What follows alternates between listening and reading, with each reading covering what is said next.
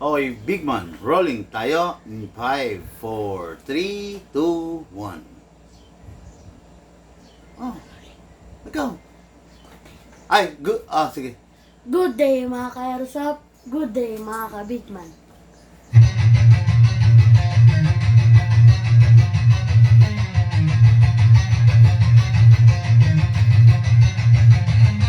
Magsatabi sa daan, huwag kang babangga. Papasok si Big Man, may dala na banda. Minsan siniraan, pero di pinansin. Toxic vibes, bro, di yan sa amin. Nagka-problema, bumangon pa rin. Laban lang kahit di lang saglit. Dito sa Big Man, solid ang galawan. Tunay na negosyo, hindi lang yabangan. Customer namin laging satisfied. Airsoft gear, legit certified. Service, ay tunay hindi pa na-post. Kahit saan ka magpunta, kami ang host. Big Man, walang katulad. Gamit ay legit, laging panalo pag sukat. Sniper o pistol, lahat ay fire. Kami ang top airsoft provider. Big Man, walang katulad. Gamit ay legit, laging pagkaman siya. Laging may bago, laging legit. Big Man rules, wag kang bitter kid. Big Man, walang katulad. Gamit ay legit, laging panalo pag sukat. Sniper o pistol, lahat ay fire. Kami ang top airsoft provider. Okay, another day, another airsoft for today mga ka-airsoft, no? Medyo kakaiba to. It is because bumili at nagpa-maintain, no? Shoutout sa ka-airsoft natin na ito na si Sir Cedric Mariano. Okay, Sir Cedric Mariano of Jones Isabela, no? Isabela Norte yan, mga ka-airsoft, nasa taas ng Luzon yan. Ngayon po, magsama-sama po tayo sa isang review and unbox ng unit ng ating ka-airsoft plus. Ngayon, ipapakita ko sa inyo, i-maintain ko yung unit niya, okay?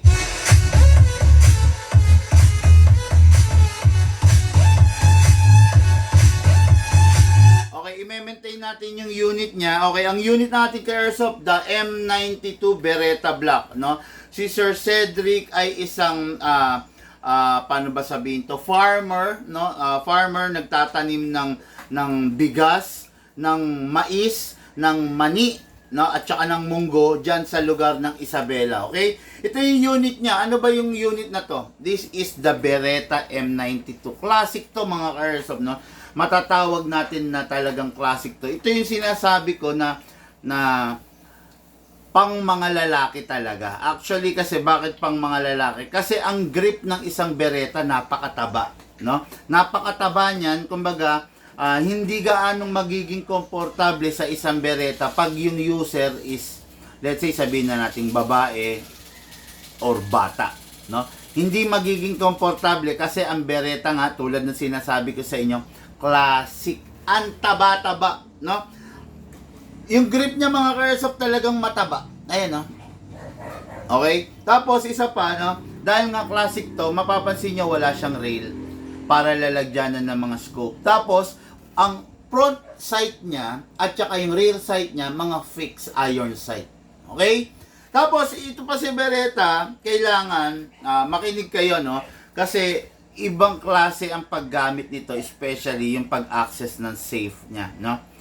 Ibang klase, yan, i-discuss ko ngayon yan. Tapos si Beretta, mga ka-airsoft, ibang klase rin yung ano niya, yung hammer niya, wala siyang bibir. Tapos double action pistol ang mostly ang mga Beretta. Okay? So ito yung unit natin ka-airsoft. Ano nga pala to? Multiple repeat to, no? Kasi umulit na to. Dati naging client na natin to. Tapos umulit na lang siya sa atin, no? Naging client natin, bumili sa atin, tapos bumili ulit ngayon. Okay? Ngayon, nandito nga sa aking harapan yung unit niya. Ito, mapapansin nyo, this is a WE Taiwan Glock 18. So far naman naging maingat si Sir doon sa unit niya, no. So yung unit is masasabi natin na oo, luma na talaga kasi ang dami ng gasgas. Pero yun nga, ngayon magdadanas to ng maintenance. Okay? I-maintenance natin to, lilinisan natin, ipapakita natin kung paano, ano yung dapat, ano yung mga tama, ano yung mga dapat sa unit, Ngayon makikita nyo. Okay mga ka-airsoft, let's begin, no? Review and unbox plus maintenance dito sa unit. Huwag kayong mawawala kasi maganda to, marami po kayong matututunan. Okay? So, number 1, this is the unit, full metal mula ulo hanggang baba. Naka fine tuning, naka trigger job, naka hammer protection pad, hindi naka fix outer barrel. Again, bakit hindi naka fix outer barrel? Ay mga ka-airsoft, kumakalog. Okay? Bakit hindi ito naka-fix outer barrel? Kasi classic po ito. Okay? Mawawala yung pagiging classic niya pag Phoenix outer barrel natin siya. Anyway, yung ka-airsoft natin is hindi naman daw niya gaanong madalas gagamitin ito. More on display kasi meron siyang rifle. Okay? So, okay lang naman kung ganun ang request ng ating ka-airsoft. Wala pong problema yon kasi syempre dito sa Big Man, kayo at ikaw yung masusunod. Okay? So, huwag kayong mag-alala. Ngayon, dire-diretso po tayo. Review and unbox. Then, mamaya, maintenance nitong unit. No? Ipapakita ko sa inyo kung paano natin siya i-maintenance. Yung proper way. Okay? Dito kasi sa Big Man, meron tayong maintenance na tinatawag. Free lang yon, no? Yung gagawin ko rito is preventive maintenance service. No? Free lang po yun. Dito sa Big Man, lifetime warranty, tapos free maintenance every 3 months. Okay? Kaya, simulan na natin. Unit ng ating ka-airsoft from Jones Isabela Cedric Mariano. Okay? Number 1, mga ka-airsoft, this is the magazine. May ini-sprayan sa magazine, may silicone oil, dalawa. Inlet, output valve and inlet valve. Number 1, press the valve, then spray. Okay, after that, na-press mo na, na-sprayan mo na itong ilalim din. Okay. Yung Glock niya, ito, i-maintain natin mamaya, ang Glock is 12 kg supported only. Ganon din po ang Beretta. Pang 12 kg lang po siya, hindi po siya pwedeng gamitan ng 14, hindi rin po siya pwedeng gamitan ng CO2. Okay? Ngayon po, kasa, ilak manually, sprayan po natin ng nozzle, at sprayan ko lang ng konti yung baba. Huwag niyong gagayahin ito mga ka-airsoft ha. Ngayon lang to. Okay? Yan. Sprayan natin yung baba. Then, release, then rest. May papaliwanag ako regarding Beretta. Ang Beretta po mga ka-airsoft, hindi mo siya pwedeng i-save ng one-sided only. Hindi pwedeng sa kanan lang or hindi pwedeng sa kaliwa lang. Ang Beretta po, pag sinesave, sabay. Distributed yung force. Ayan. Kita nyo, sabay. Kinawit ko. Pag i-unsafe nyo, sabay din. Okay? Hindi nyo pwedeng i-safe dito lang sa side na to or dito lang kasi mababali po ito. Pag nabali po ito, wala po tayong pyesa nun. Worst case scenario, mababasagan kayo ng slide.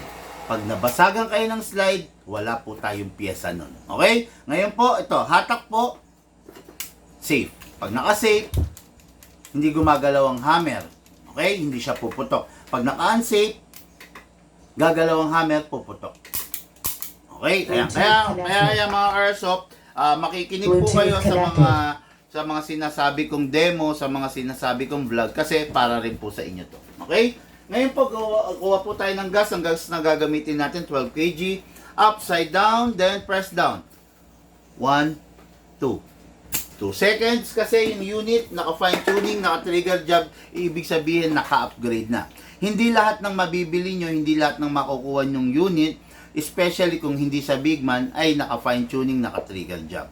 Ang fine tuning, tinotono para matipid sa gas pero malakas ang FPS. Okay? Hindi lahat marunong magtono. Dito sa Big Man, marunong po. Dito sa Big Man, alam na po natin kung paano, kung saan natin babanatan. Okay?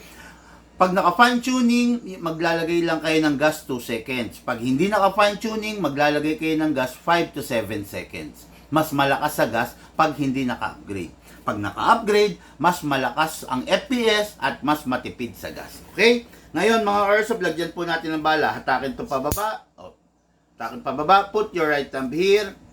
Then dito po lalagyan ng bala. Pump lang po tayo mga airsoft.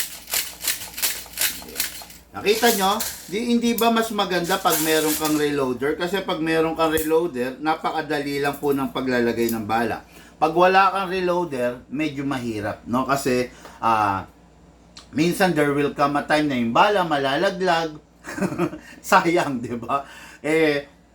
pag merong paanda yung video, punas, kaya sigurado yung malinas. Pag may reloader ka, lahat ma-shoot mo, mas mabilis. Okay? Okay, test fire tayo. Mga kareso, pag kayo mawawala, kasi after ditong live na to, i-maintain ko to, ililinisan ko, ipapakita ko sa inyo yung kung paano. Same ang owner nito, si Sir Cedric Mariano Jones Isabela. Ipapakita ko sa inyo. Kaya mga kareso pa, mag-abang lang po kayo. Nandiyan lang kayo. After nito, demo test fire, cleaning tayo. Okay? M92 Beretta Black Edition. Pasok. Kasa. Ready to fire. Firing!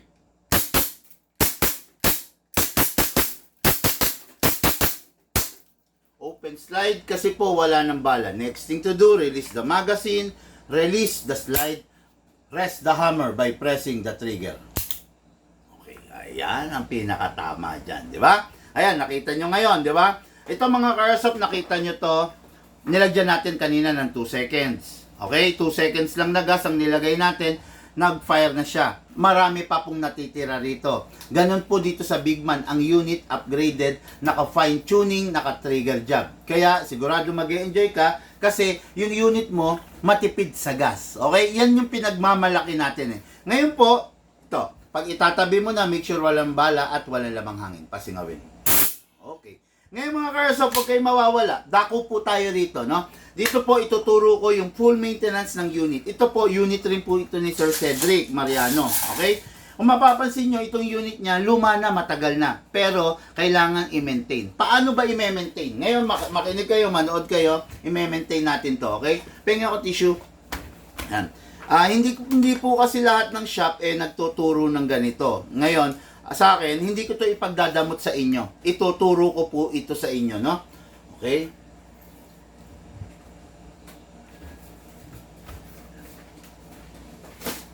Dapat binigay mo na lang sa akin. Kailangan ko marami. Sige, dali, bigay mo sa akin. Ako, hayaan mo nga akong kumuha. Ayan. Mga karsa pa, huwag kayong mawawala kasi dito, advantage pag alam nyo yung proper kung paano yung tama, no? Na paglilinis ng airsoft natin. Okay? Yan. Note lang po kayo. Ngayon, ipapakita ko sa inyo kung paano yung pinaka-proper na paglilinis natin sa airsoft. Okay? Yan. Gumagamit tayo ng tissue mga airsoft, no? Para makita. Baba mo yung camera. Gumagamit ako ng tissue para makikita makikita natin pare-parehas visually kung marumi ba yung unit, di ba? Yan. Yuyuko lang natin yung camera mga airsoft. Yan, okay. Then, sige, set mo na lang yan, ha? Okay. Number 1, ganito, no? Ito yung unit. Siyempre, i-dismantle muna natin, di ba? O, ito yung magazine, okay?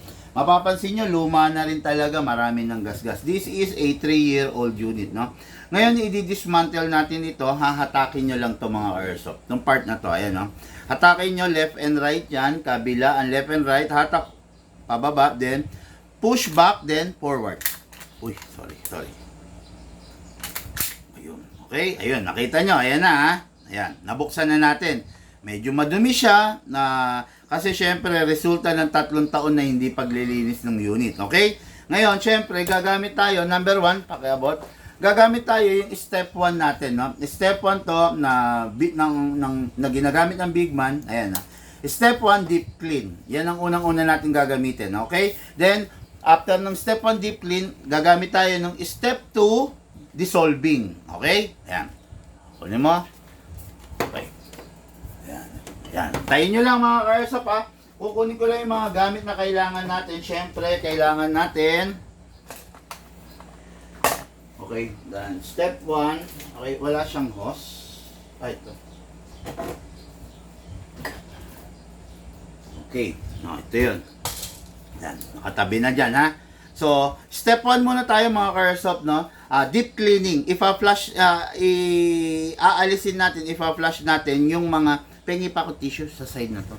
Yung mga contaminants na nandun sa unit, okay? Yan, no? Mga ka-airsoft, 3 taon to, walang linis-linis tong unit na to ha. Ayan. Talagang kung sa marumi, marumi siya. Ayan, no? Makikita nyo yan ha. Mamaya papakita ko sa inyo yung difference.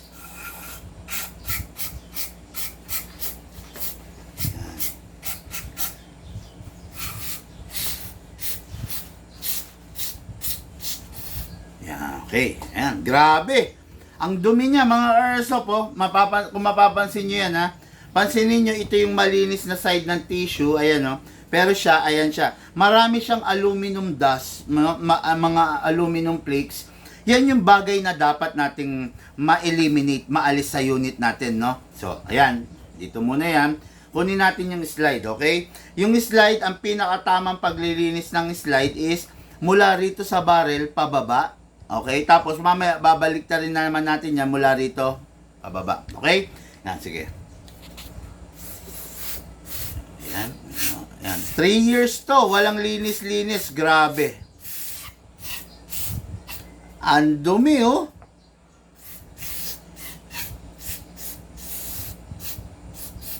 Ayan. Ang dumi niya. Sobra, sobra. Naku po. Okay, no? Ayan. Then, balik na rin naman natin, mga ka-airsoft, ha? Ayan. Ayan. Ganyan yung proper ng paglilinis. Ang tanong, kailangan pa bang i-dismantle yung unit? Actually, hindi nyo na siya kailangang i-dismantle kasi ang ginagamit naman natin is spray. Spray ang ginagamit natin, so obviously nagpe-penetrate po yan sa kaloob-looban. Okay? Yun ang advantage pag ang ginagamit niyang panglinis is spray kasi hindi nyo na kailangan siyang i-dismantle. Ayan, grabe. Ayan, grabe mga airsoft oh. Kita sa camera to. Yan. Mga airsoft, ito yung malinis na tissue. Malinis na tissue na nalagyan ng oil. Okay, ito. Ito yung maruming tissue. Ayan, tignan nyo naman kung ano yung difference, di ba? Yan. Okay, nakita nyo, ang lala, ang tindi ng difference, di ba? Ngayon, gagamit na tayo mga airsoft, yung dissolving. Itong dissolving, lulusawin niya lahat ng mga contaminants na nandito, na naiwan sa kanya. Okay? Lulusawin niya, ganun din, 2 beses magi-spray nito. Okay?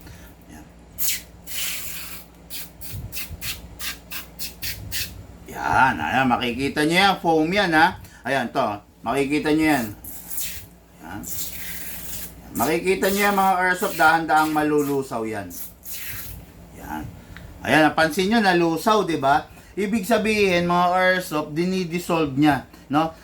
Inaano niya, paano ba sabihin to? Nilulusaw niya yung mga contaminants, okay? Ayan, ha? Okay? Isang beses pa. Ayan, ganun din to. Isang beses pa. Ayan, okay? Ayan, sarap oh. Kung maririnig nyo lang, tumutunog siya, no? Tumutunog na papansin mo, look. Sumisirit siya, no? Kasi nilulusaw niya, di ba? Yan. After that, mga airsoft, ayan lang ang proper pagme-maintain, ha? After nyong ma-maintain ng ganyan, step 1, step 2, antay lang natin maubos yung mismong foam na agent, then saka natin siya bubugahan ng hangin. Okay? Yan. Makikita niyo yan, napakaganda niyan. Sabi ko sa inyo, pag ganyan ang maintenance na ginagawa nyo sa pistol nyo, talagang yung pistol nyo tatagal, no? Yung pistol natin, pinaghirapan natin yung panambibili niyan. Hindi naman natin pinupulot, hindi naman tayo nakakahingi lang, di ba? Ngayon, sa paraan nito, tatagal yung pistol natin, okay?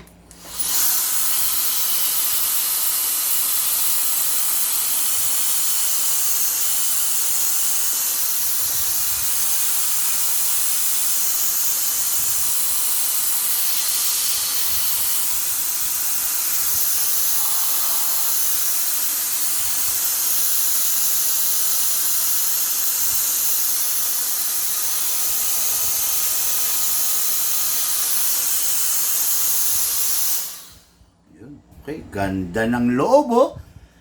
Ang ganda ng loob, parang bagong-bago ngayon, oh. Nawala yung mga aluminum dust na naiwan, okay? Yan. Ganun pa rin mga ka-airsoft. Bugaan natin.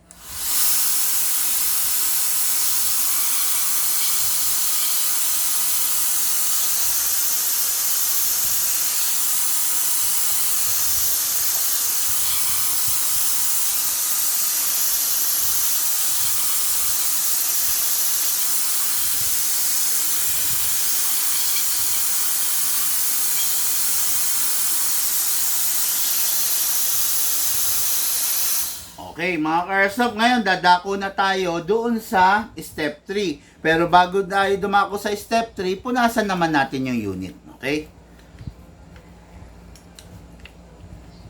Yan.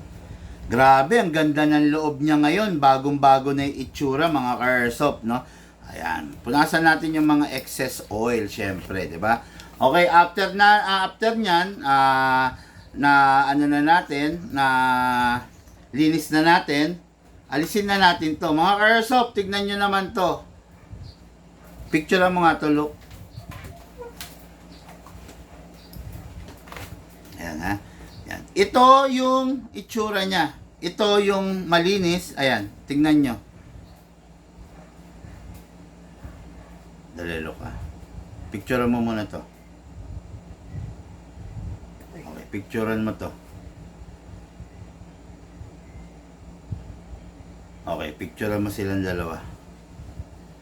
Ayan.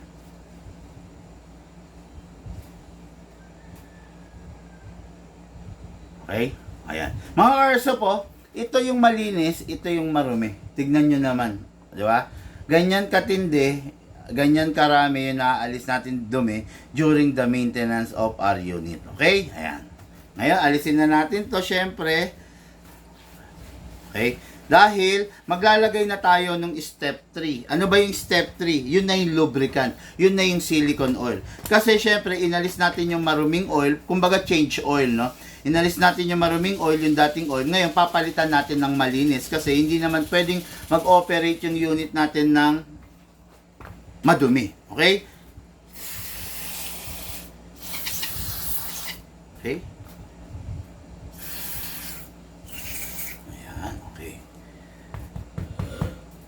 Yan. Ngayon, meron ng oil yan. Ngayon, babalik na natin yung unit. Ibabalik na natin. Okay? Ayan. Yun, sarap. Grabe, swabing-swabe na ulit siyang gamitin. Napakaganda na ulit ng performance nito. Okay? Ngayon, try natin. Siyempre, kung puputok, kailangan maitatry natin yun. Di ba? Okay, lagyan natin to ng oil, ng gas. 1, 2. Oops! Meron tayong problema sa magazine. Meron siyang konting leak. I don't know kung saan nanggagaling yung leak, pero tingin ko sa pengin panghigpit. Screwdriver.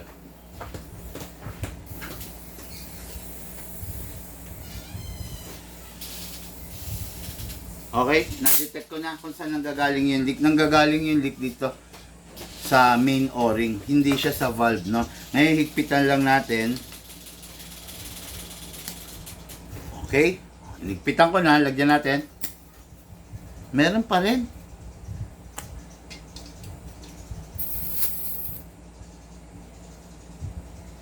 Meron pa rin siya sa inlet valve. Palitan natin ng inlet valve. Pengi akong screw. Yung pang-alis, no? So mga ka-airsoft, no? Ano kumbaga na hot seat tayo na ano tayo on the spot, no? Kumbaga, kuha tayo ng inlet valve, check natin, palitan natin siya, okay? Sige. Meron leak eh. Yan. Ganito itsura nung pangkalas ng inlet valve, ha? Hindi pinangkakalas sa yung flat screw sa inlet valve. Try muna natin, baka maluwang lang. Tingin ko maluwang lang eh. Ayun, okay na. Ayan, ayan na ha. Maluwang lang siya. Okay. Ayan, ganito yung paghigpit ng inlet valve ha. Hindi flat screw. Kaya wag nyong babanatan ng kung ano-ano pang higpit kasi masisira. Okay? Ngayon, pasok natin to. Okay, then pasok sa yan. Yan, open slide. Okay, punas excess oil. Tignan natin. Firing. Yun na. Okay, try nating i-rapid fire. Ibababa natin to. Kasi Glock 18 to eh. O yun. Balik natin single fire. Okay. Okay na yung unit ng ating ka-airsoft. Nakakatuwa naman, no? Ito yung unit niya, yung Glock 18 niya 3 years ago. Ngayon, umorder ulit siya ng isang Beretta Black para dagdag sa kanyang collection, dagdag sa kanyang gagamitin. Okay? Maraming salamat. Ay, taas mo na yung camera, tutok mo na sa akin.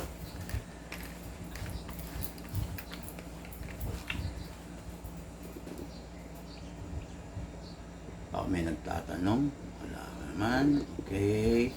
Meron message. Okay, how much po? Sabi, how much po? Mag-message po kayo, bossing, no? Sir Junel, okay? Sir Ryan Javier, mag-message po kayo, sir, para po mabigay sa inyo yung buong detalye, okay? Mga airsoft, no? Unit po ng ating ka-airsoft 3 years ago, si Sir Cedric Mariano, ito na po, na tapos na natin i-maintain. And yung bagong unit niya na M92 Beretta Black, ito po, ready for packing and for shipping itong dalawa. Maraming salamat po sa inyo mga airsoft. Lahat po tayo nagmula sa iba't ibang larangan, pinagbuklod, pinag-isa ng iisang libangan. Yung po paglalaro ng airsoft, syempre po atid sa inyo ng inyong lingkod, Pigman.